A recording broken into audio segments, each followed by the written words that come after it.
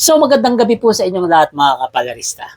Yan, pag-usapan natin etong si Pangulong Bongbong Marcos. Dahil sabi niya, nabudol daw siya ni Pusit. Sino yung Pusit? Si BP Sara. Akala raw ni Pangulong Bongbong Marcos, magkaibigan sila ni BP Sara. Ito yung video, interview sa kanya ng mga reporter. Panoorin niyo muna bago natin reactionan. How would you describe your relationship with the Vice President now? That's a good question. I don't know anymore. I'm not quite sure I understand. I'm a little dismayed to hear that she doesn't think that we are friends. I always thought that we were, but maybe I was deceived. Yan, nakita nyo? Diba? Akala ni Pangulong Bongbong Marcos, magkaibigan sila na itong si BP Sara. Yun pala, nabudol lang din pala siya. Kasi hindi na pala siya tinuturing na kaibigan na itong si BP Sara. Hindi rin naman natin masisi si BP Sara. Siyempre, kung ganyan ang pakikitungo nyo kay BBM, siyempre, alam naman natin, naiinggit sa pwesto yan si BP Sara.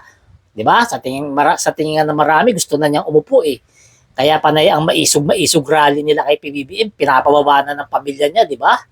Kaya naiintindihan natin itong si BP Sara. Kaya ganyan na lang pakikitungo kay BBM.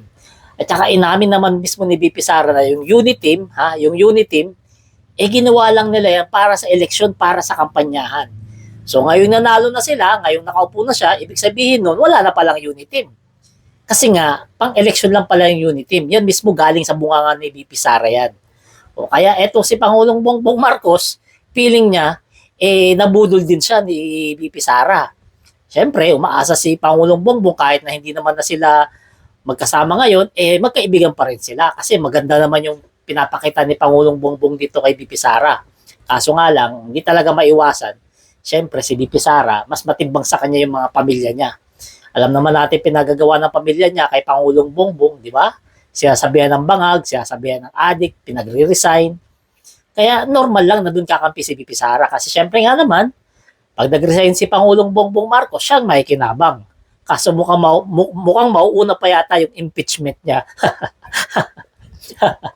Di ba? Nakakatuwa lang talaga. At si Pangulong Bongbong Marcos, nagising na sa katotohanan.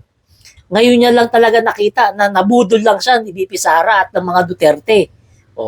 Kaya wala. Charge to experience talaga ni Pangulong Bongbong Marcos. At least napagtanto niya na hindi na pala siya tinuturing na kaibigan netong si BP Inday Sara. Di ba? Pero kung kayo ang tatanungin, ano sa tingin nyo? Dapat pa ba manumbalik yung pagiging magkaibigan nila o talagang dapat wala ng pansinan? I-comment nyo na lang yung reaction para natin mapag-usapan. Salamat.